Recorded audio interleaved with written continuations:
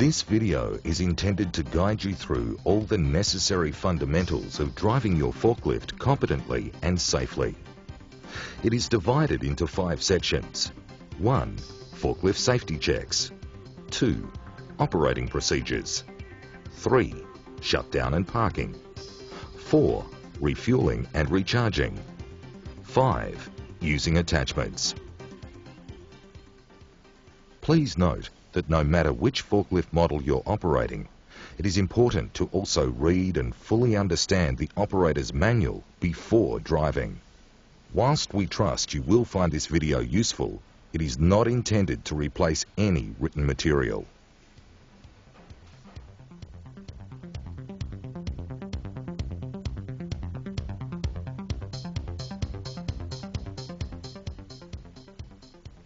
Your first job is to make a series of checks. These are all important for operational and safety reasons and should be undertaken on a daily basis before you start any work. Firstly, you'll need to check that the fluid levels are correct for the engine oil, hydraulic oil, and engine coolant. For other forklift brands, you will also need to check the levels of transmission oil, brake fluid, and power steering fluid. Then check the belts and hoses both for tension and for any water or oil leaks. Ensure the starter battery terminals are clean and that the water level is topped up. If the truck is fitted with LPG, check that all connections are tight, that there are no leaks, the cylinder is not out of date, and that the forklift is fitted with an LPG compliance plate. The next step is to make a number of visual checks. Check all tyres for damage and wear. Remove any plastic around the wheels. Can you see any damage, cracks, or signs of oil leaks on the mast assembly? Do the lift and tilt systems look okay? Are there any signs of leaks or damage to the chains or hoses? Is the load guard and carriage securely attached with no sign of damage? Are the fork arms straight and evenly spaced with no cracks or signs of excessive wear? Are the pins and locking devices secure to prevent the forks from sliding? Is the driver's seat and seat belt securely fitted and in good condition? Are the control decals properly fitted and clearly visible? Is the overhead guard secure? Are the mirrors and windscreens properly adjusted and clean? Is the load plate attached and readable?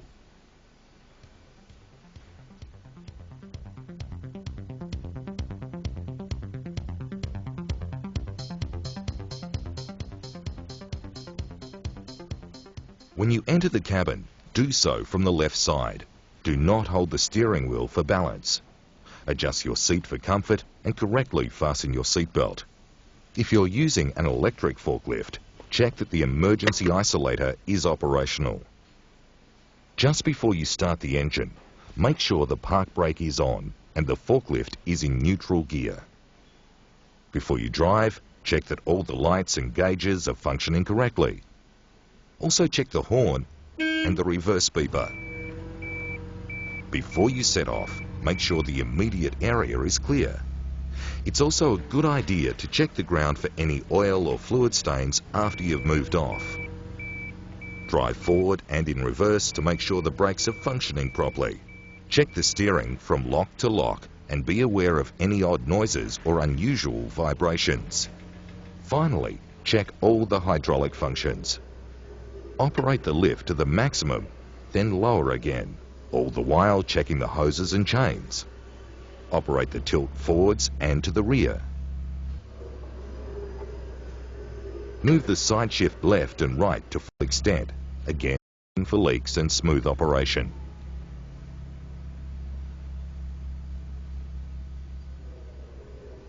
If you do find a fault, park the forklift, remove the key, and place a Do Not Use tag where it is clearly visible.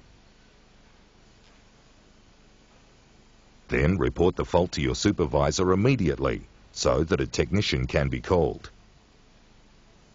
You can only make minor repairs to a forklift if you are a qualified person and have been authorized by your employer to do so.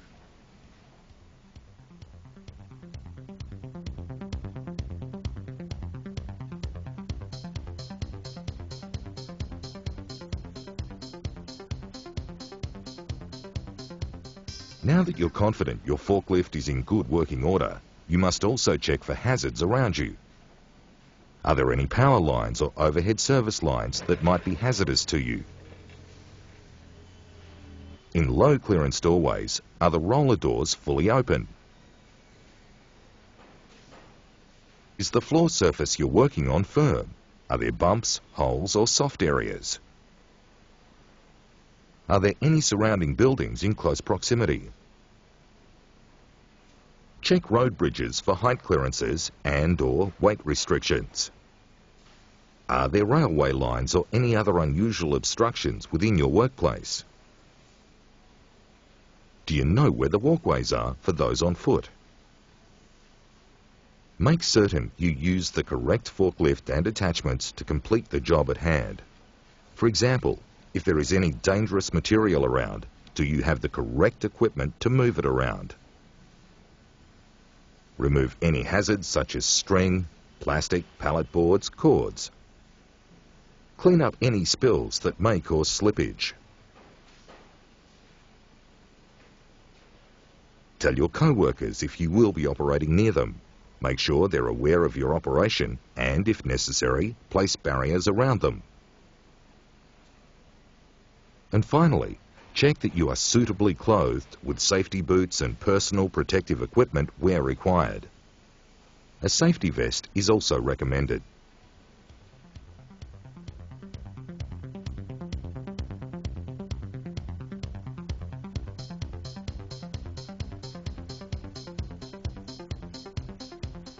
Before you move off, check all around the forklift and give way to other traffic. Make sure you always keep a safe distance of approximately 3 vehicle lengths from other vehicles.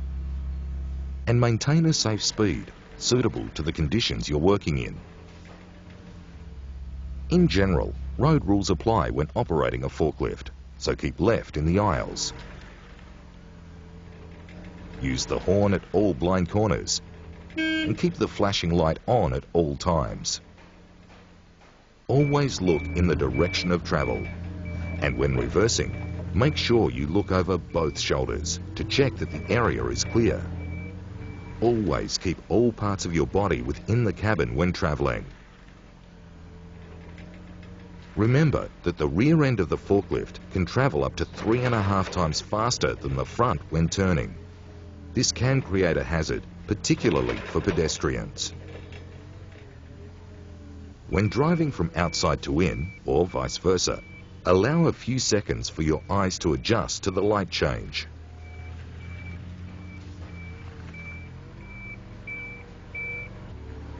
Slow down through puddles, as the surface may be very slippery. If you need to cross railway tracks, either use a ramp or cross at a 45-degree angle. When traveling on an incline, the load should always face uphill to ensure stability of the load and forklift. Drive forwards up the hill. However, if the load obstructs your vision, have another person guide you. If you're not carrying a load, reverse up the hill and drive forwards down the hill. Never turn or drive across an incline. The forklift may tip over. If your load is unbalanced, keep the heavy side of the load at the heel of the tines. Keep your forklift and load at least 2 meters away from distribution power lines and at least 6 meters away from transmission power lines. If you do contact a power line, warn other people to stand clear. Stay on the forklift and have someone turn the power off. Try and break contact by reversing away.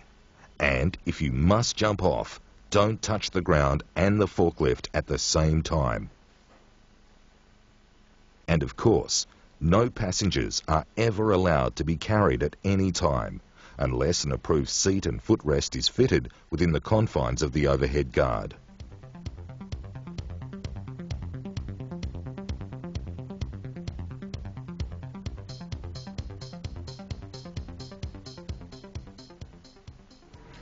When approaching a stack, slowly turn and face it square on.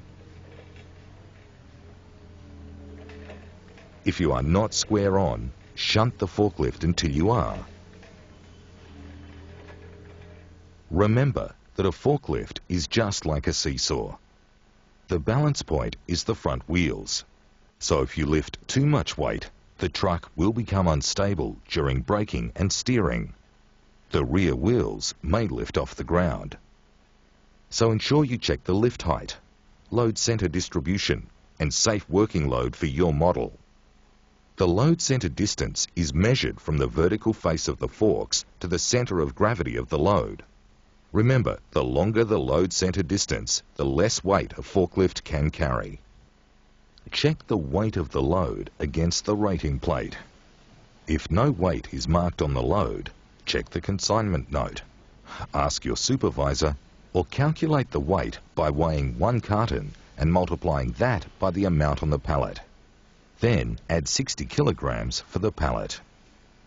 As you approach the pallet, bring the mast to vertical to make entry easier. Raise the forks to the required level. Remember to use your park brake if you're on an incline. As you enter the load, make adjustments to the fork height to avoid scraping the pallet. Raise the load with a slight back tilt. Check you have sufficient clearance above the load. Before reversing, look over both shoulders to ensure that the area is clear. As you prepare to travel, lower the load to just above ground level and below axle height with enough rear tilt to stabilize it. Check that the load is high enough to clear any bumps or rises on the floor. In a reach truck, the travel position for the load is just above the legs, with the mast reached back and enough rear tilt to stabilize the load. Always proceed with caution. If your vision is obscured, you may need to travel in reverse.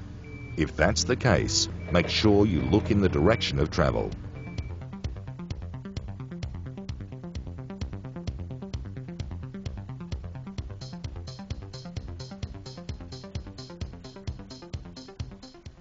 Approach the stack or rack with rear tilt.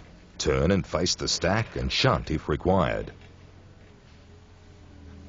Bring the mast to vertical or use slight back tilt if required before raising the load.